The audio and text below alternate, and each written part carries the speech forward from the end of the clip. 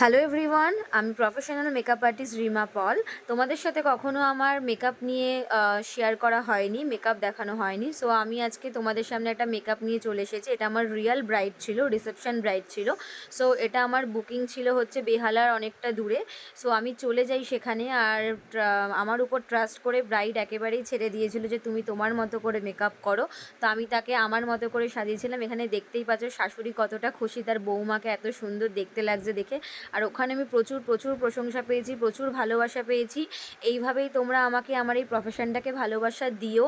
আর bride তো মানে কি বলবো, স্পিচলেস হয়ে গেছে। আমি আমার কথাগুলো বলছি না, আমি আমার ব্রাইডের কথা বলছি।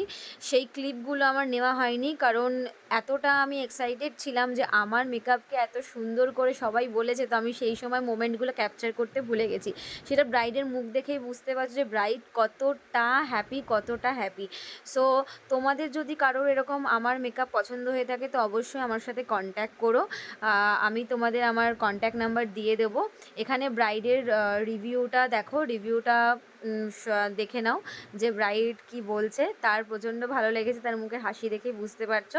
আর ওর না নাক ফোটানো ছিল না, তাই আমি একটা স্টোনের টিপ দিয়ে ওর নাকে একটা স্টোন দিয়ে দিয়েছিলাম, যাতে বোঝা যায়, যাতে দেখতে আরও সুন্দর লাগে। এখানে কতটা বুঝতে পারছো জানি না, ওখানে বেশ ভালো বোঝা যাচ্ছিলো।